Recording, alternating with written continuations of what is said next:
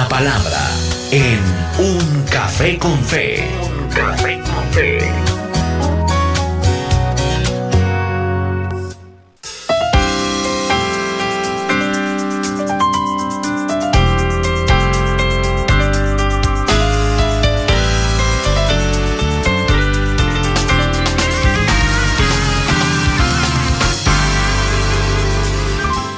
Muy bien, ya estamos listos y preparados para este viaje de la palabra de nuestro Dios. Este viaje interesante, este viaje donde podemos aprender, deleitarnos de la Escritura y deleitarnos con la palabra de verdad, con la palabra que nos lleva a un nuevo conocimiento o a refrescar nuestro conocimiento.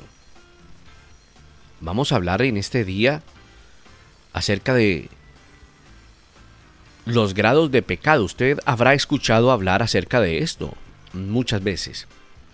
Hoy vamos a hablar acerca de lo que dice la Escritura acerca de esto.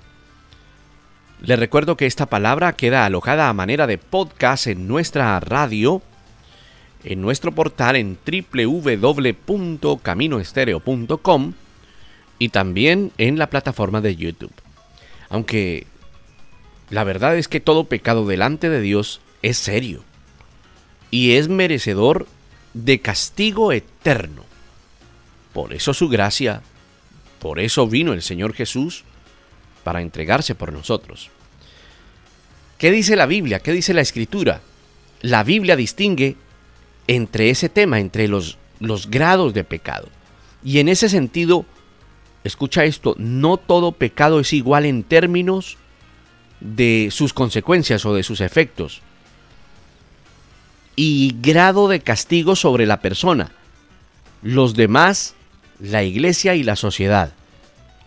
Le repito, no todo pecado que comete el ser humano es igual en términos de sus consecuencias y grado de castigo sobre las personas, o sobre la iglesia o sobre la propia sociedad.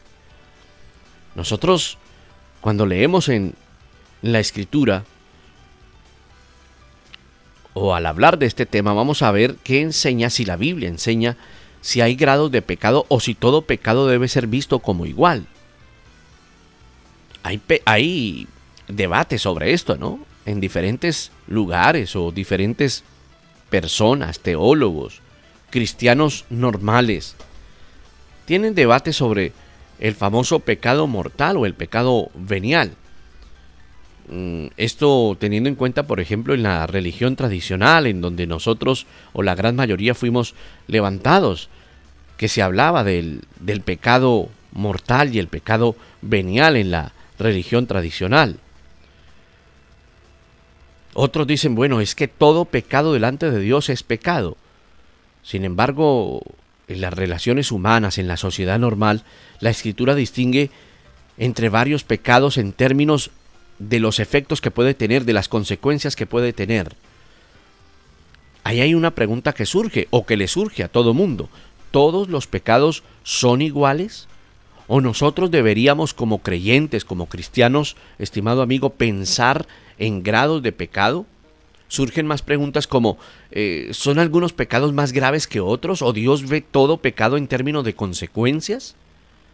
Mira, hoy en día es bastante común que la gente reclame que todo pecado es lo mismo. Pero vamos a la palabra. Tiene que ser la base de nuestra enseñanza y de nuestros minutos de enseñanza. Santiago capítulo 2 verso 10 dice, porque cualquiera que guarda toda la ley, pero falla en un punto, se ha hecho culpable de todos. Eso es citado a menudo, ¿verdad? Todo aquel que guarda toda la ley, pero falla en un punto, se hace culpable de toda ella, dice la Escritura. Usted ha leído muchas veces ese versículo, quizás. Y algunos, estimado amigo, insisten en que esa es una prueba de que la Biblia no distingue entre pecados mayores y pecados menores, al menos en términos de esos efectos. Todo pecado es lo mismo, dicen algunos, pero ¿eso es cierto? Uno podría responder a esa pregunta cuidadosamente. Pero la Escritura y la historia hablan de grados de pecado. Algunos pecados son mayores que otros.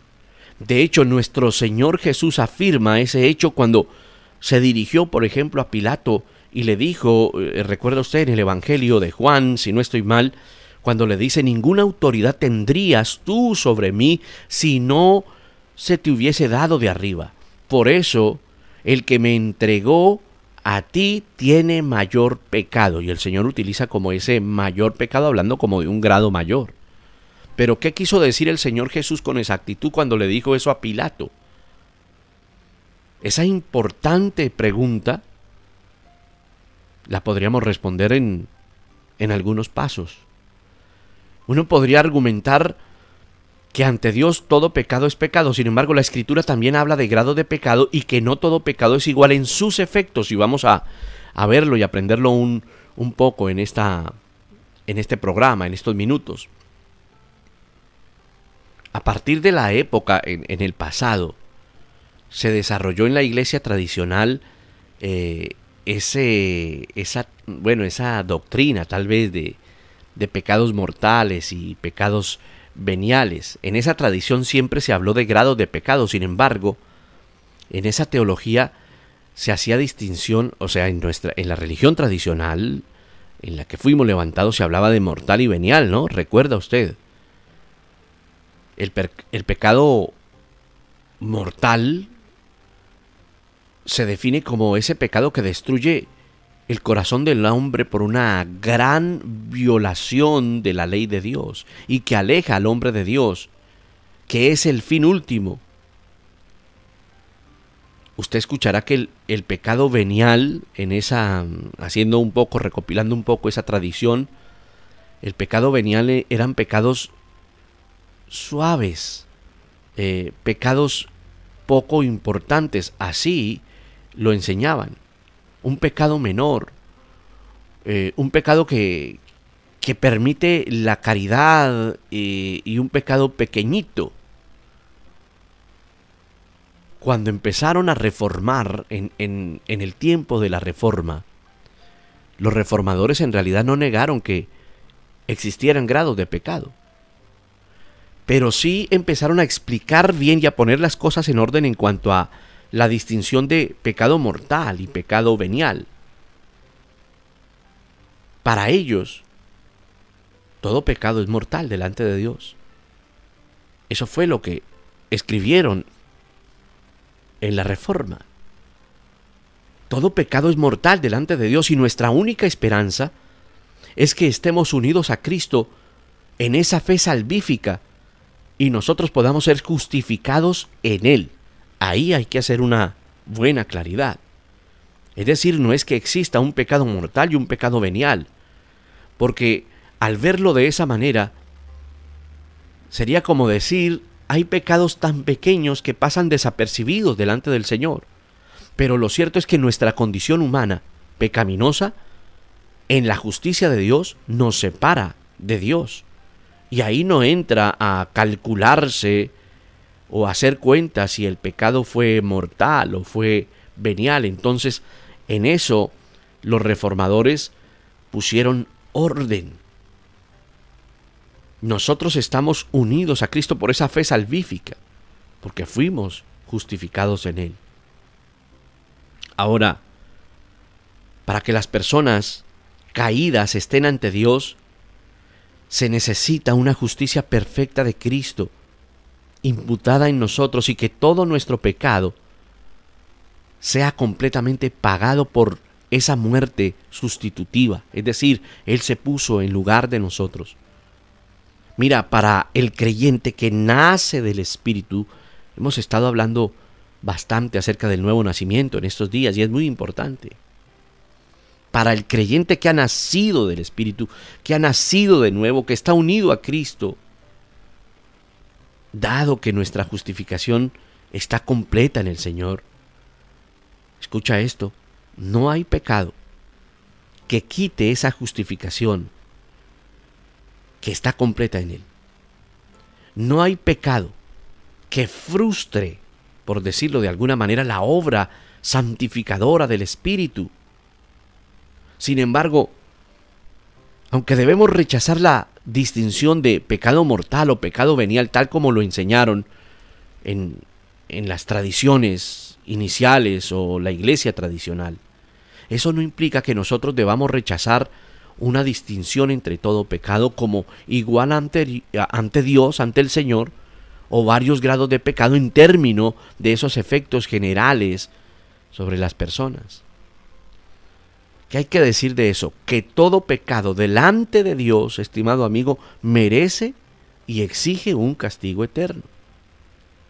O sea, los reformadores tenían razón al decir que todo pecado ante Dios es mortal debido a el pecado inicial de Adán al mandato de nuestro Dios. Usted lo recuerda. Al comienzo de los tiempos, Génesis, primer libro de la Biblia, que el Señor toma al hombre, lo pone en el huerto del Edén para que lo cultivara, lo cuidara. Que el Señor ordena al hombre que puede comer de todo árbol, pero que del árbol del conocimiento del bien y del mal no podría comer. Esa fue la orden del Señor. Y la caída fue allí, en esa desobediencia. Y usted recordará lo que ocurrió con la serpiente en Génesis, que dice la Biblia que la serpiente, que era más astuta que cualquier otro animal en ese Edén, cualquier otro animal que el Señor había creado, le dijo a la mujer: con que Dios te ha dicho que no puedes comer de ningún árbol del huerto. La mujer responde a la serpiente y le dice: del fruto de los árboles del huerto podemos comer, pero del árbol del bien y del mal no podemos comer. Ese pecado resultó en la pena de muerte, tanto espiritual como física. La paga del pecado es la muerte. Así lo dice la Escritura. En ese texto en Romanos 6:23, que es un versículo clave, la paga del pecado es la muerte, pero la dádiva de Dios es vida eterna en Cristo Jesús. El pecado nos separa de Dios. Dice el libro de Isaías 59, versículo 1, versículo 2, que la mano del Señor no se ha acortado para salvar, ni su oído se ha endurecido para escuchar. Pero las iniquidades de ustedes, dice Dios ahí en Isaías, han hecho separación entre ustedes y Dios. El pecado nos separa de Dios. Para que estemos condenados. Romanos 8:1 dice que ahora no hay condenación. Por tanto, no hay condenación para los que están en Cristo Jesús, los que no andan conforme a la carne, sino conforme al Espíritu. En realidad, cuando cometimos pecado, estamos condenados bajo la ira de Dios y necesitando que Dios actúe en una gracia soberana para proveer un redentor para nosotros. Fue lo que hizo en la cruz del Calvario el Señor. El pecado ante Dios, no importa cuál pecado sea, conduce a nuestro estado de culpabilidad, de contaminación, de lejanía de Dios. Ahora, entendiendo esto, hablamos que lo que dice Santiago, el versículo con el cual iniciamos: cualquiera que guarda toda la ley pero falla en un punto, se hace culpable delante de Dios. La respuesta resulta de identificar contra quién hemos pecado. Y se peca contra Dios, contra el Creador, contra el Santo. Dado que todo es pecado, o que todo pecado está en contra del Señor, y dado que la voluntad y la naturaleza de Dios son el estándar moral, Él no puede pasar por alto nuestro pecado, no importa cuál sea. Sus ojos son demasiado puros, estimado amigo, para mirar el mal. No puede tolerar el mal. Nuestros pecados nos separan de Él, de modo que su rostro se oculta de el pecador. En la reacción de Dios al pecado y al mal, hay que decir que Dios está en contra y castiga todo pecado. Romanos capítulo 1, verso 18 al verso 32, lo dice. Usted encontrará en esa porción de la Biblia que habla acerca de la justicia de Dios. Dios está en contra del pecado y castiga al pecado y al mal. Dios castiga todo pecado por su justicia, porque Dios es justo. Ahora, ahí entra la justicia de Dios. La justicia es esencial para Él porque es uno de sus atributos. La justicia de Dios es una justicia retributiva. Es decir, que el que comete pecado está alejado de Dios. Pero ahí es donde viene la gracia maravillosa de Dios, la dádiva del Señor que fue entregar a su Hijo. Esa es una bendición. El pecado es contra Dios, que es santo, que es justo, lo que implica que todo pecado delante de Dios es digno de muerte eterna. Si la obra del Espíritu Santo no está en nosotros y no está en nuestro corazón y no hay regeneración, la persona está perdida. Por eso, para que los pecadores sean declarados justos, nuestra justificación ante Dios ha requerido que nuestro pecado sea pagado íntegramente, y eso fue lo que ocurrió en la cruz. Que al Señor Jesús se le imputaron nuestros pecados y Él se puso en lugar de nosotros. ¿Recuerdas la historia de David? En su famosa confesión reconoce ese punto donde pecó, en ese adulterio con Betsabé. Había pecado contra mucha gente, contra la nación, contra su reinado, contra la investidura que tenía, contra la dignidad que tenía como rey.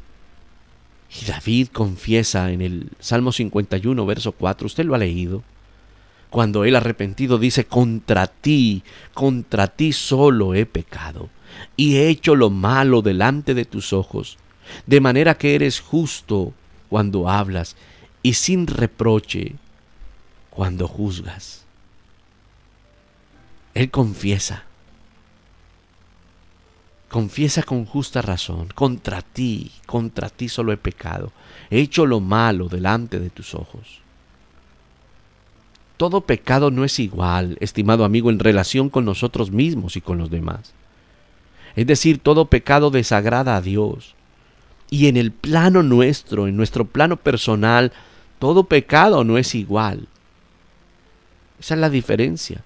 Y en este punto, uno tiene que pensar, amigo oyente de Camino Estéreo, pensar cuidadosamente acerca de lo que la Escritura enseña, sin minimizar la realidad seria, de verdad seria, del pecado humano y todas las consecuencias que trae. Todo pecado delante de Dios, dado quien Él es, merece y exige un castigo eterno.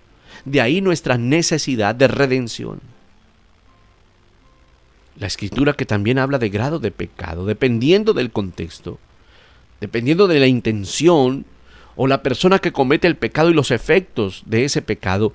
Mira, en nuestra vida cotidiana, eso es verdad. Por ejemplo, hablar obscenidades con alguien o albergar odio en nuestros corazones, guardarlo ahí, en ese casillero de odio hacia otros, es un pecado grave.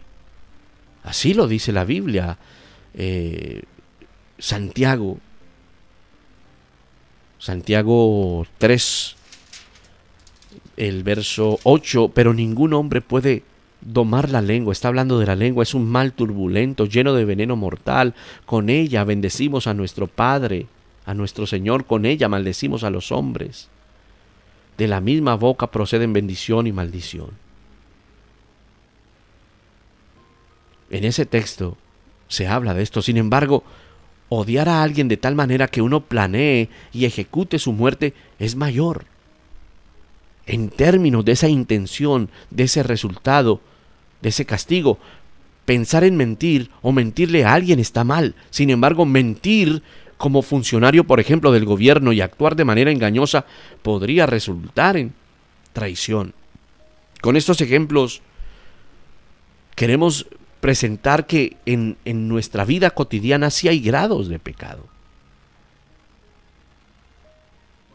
Es diferente odiar y que ese odio luego se convierta en un asesinato. La persona que lo hace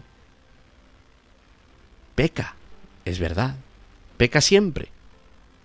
El que odia y luego deja que ese odio llegue a su corazón y maquina, va subiendo en ese grado pecaminoso.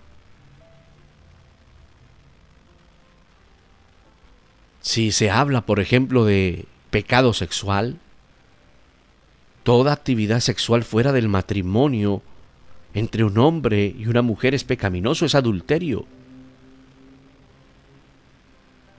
Y hay grados de pecado, por ejemplo, sexual.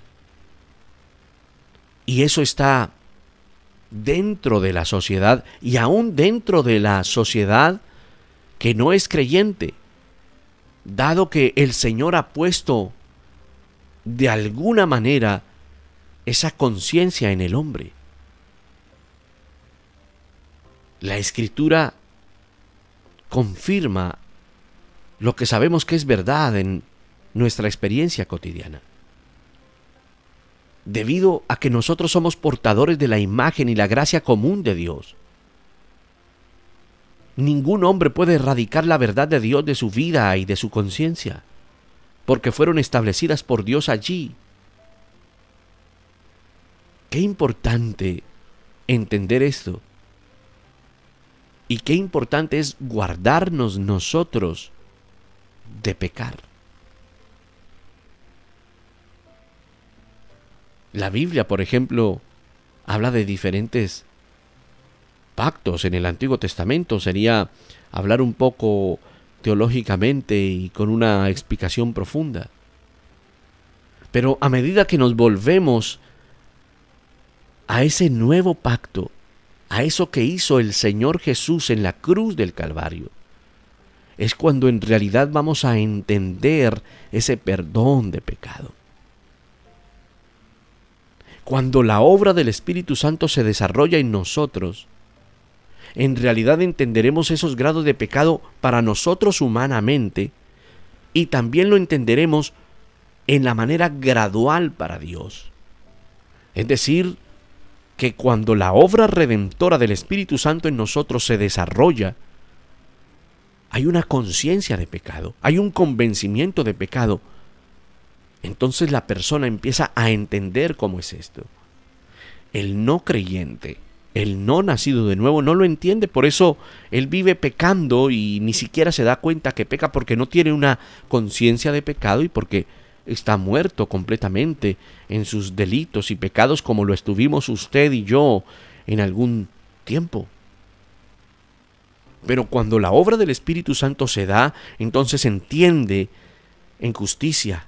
Por eso se habla de que el Espíritu Santo convence de pecado, de justicia y de juicio. Son tres partes.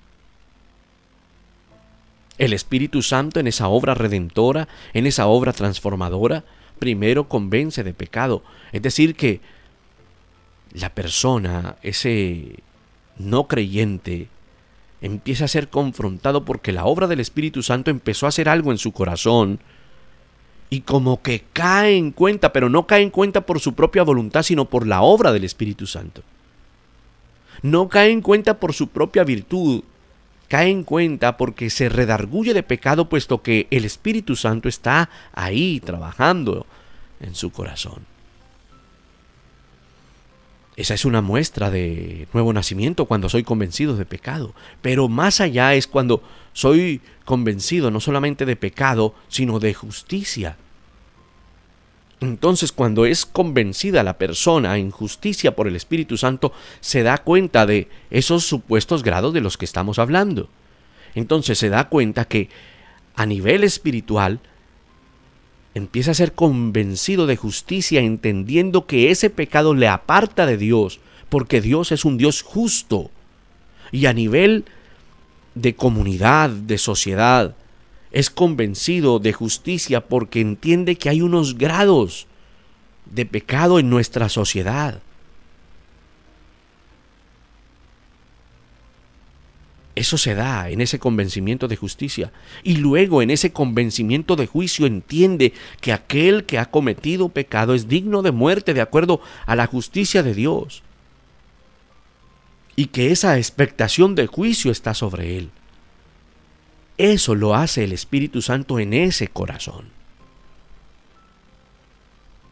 Pero también dentro de ese corazón, ese Espíritu Santo empieza a trabajar en diferentes áreas. Qué especial es saber que el Señor envió a su Hijo a entregarse por nuestros pecados.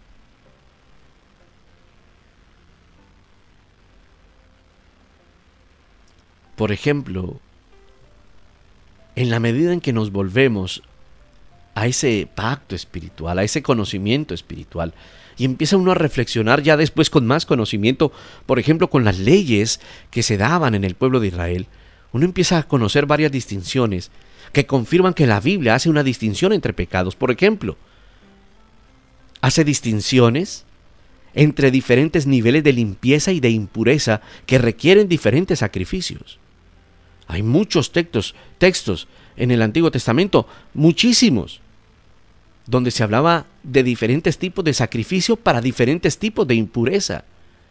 O sea que la Biblia ahí está referenciando tipos o niveles de pecado, y especialmente entre pecados involuntarios e intencionales. Eso está sobre todo en el libro de los Números. El pecado involuntario puede ser expiado, lo decía el libro de Levítico. El pecado involuntario puede ser expiado, pero ciertos pecados intencionales, especialmente cuando se cometían pecados arbitrarios, son tan graves que no podían ser expiados y requerían pena de muerte. Eso está en la Biblia. Eso está en la Biblia. Le voy a leer una referencia en Números 15:30, que dice: pero aquel que obre con desafío, ya sea nativo o extranjero, ese blasfema contra el Señor, y esa persona será exterminada entre su pueblo. Es un versículo allá escondido, porque era la manera en cómo se obraba en ley en el pueblo de Israel en el Antiguo Testamento. Y ese tipo de distinción no tiene sentido a menos que uno piense en términos de grado de pecado. La Biblia también revela las limitaciones dadas por Dios, incorporadas en ese antiguo pacto, donde estaba la necesidad de ese nuevo pacto que resultara una expiación plena, y eso se dio completamente en Cristo. Ahora, la Escritura también, la Biblia también habla de pecados que claman. Usted seguramente habrá leído de esto. Génesis 4:10, cuando se presentó el conflicto entre Caín y Abel, el Señor le dice a Caín: ¿qué has hecho? Es que la voz de la sangre de tu hermano clama a mí desde la tierra. Nuevamente ahí, en ese ejemplo bíblico, no todos los pecados se ponen en esa categoría, y esos pecados son resaltados como más graves. La Escritura también enseña que hay diferentes grados de castigo ligados a la revelación que una persona puede tener de Dios. O sea, grados de castigo más serios. Lo dice la Escritura. Cuando el Señor Jesús en Mateo 11 Dice, ay de ti, Corazín, Betsaida o Betsaida, porque si los milagros que se hicieron entre ustedes se hubieran hecho en Tiro y en Sidón hace tiempo, que se hubieran arrepentido en silicio y en ceniza. Por eso les digo que en el día del juicio será más tolerable el castigo para ellos. Dentro de la iglesia hay distinción entre los pecados cometidos en nuestra vida como comunidad, en sociedad. Cuando se trata de, por ejemplo, disciplina dentro de la iglesia. ¿Cuál es la conclusión de todo esto? Que nosotros debemos estar tomados de la mano del Señor. Con esos pasajes que leímos o dimos a conocer, y hay muchos más, uno puede extraer razones para encontrar una respuesta de por qué la Escritura distingue entre pecados y por qué algunos pecados son vistos como más graves que otros en nuestras vidas y en nuestras relaciones a nivel social. La Biblia hace que las personas sean más responsables. Es decir, cuando tú lees la Biblia, cuando lees tu Biblia, hay una revelación tal que tú empiezas a tener responsabilidad. Es decir, cada vez que leemos la Biblia se nos está comunicando lo que Dios piensa, lo que Dios dice. Se nos está notificando. Así como cuando en un juzgado se notifica a una persona, se envía una comunicación. La Escritura hace que las personas sean más responsables de ese pecado dependiendo de su conocimiento de la verdad de Dios. Es por eso que el Señor Jesús puede hablar de un pecado mayor. Ninguna autoridad tendría sobre mí, le dijo a Pilato, ¿recuerda? Ninguna autoridad tendría sobre mí si esa autoridad no te la da el Señor. Por eso el que me entregó tiene mayor pecado. Con un mayor conocimiento de la voluntad de Dios se asume una mayor responsabilidad. Relacionado con el conocimiento de la voluntad de Dios, que es en realidad nuestro grado de culpabilidad, está ligado a ese grado de culpabilidad nuestras intenciones en nuestras acciones. Cuando alguien, por ejemplo, asesina premeditadamente, es diferente a alguien que quizás en defensa propia lo hizo. El pecado involuntario es pecado, pero no está en el mismo grado del pecado intencional. A nivel social, y Dios, que es justo, lo ve así.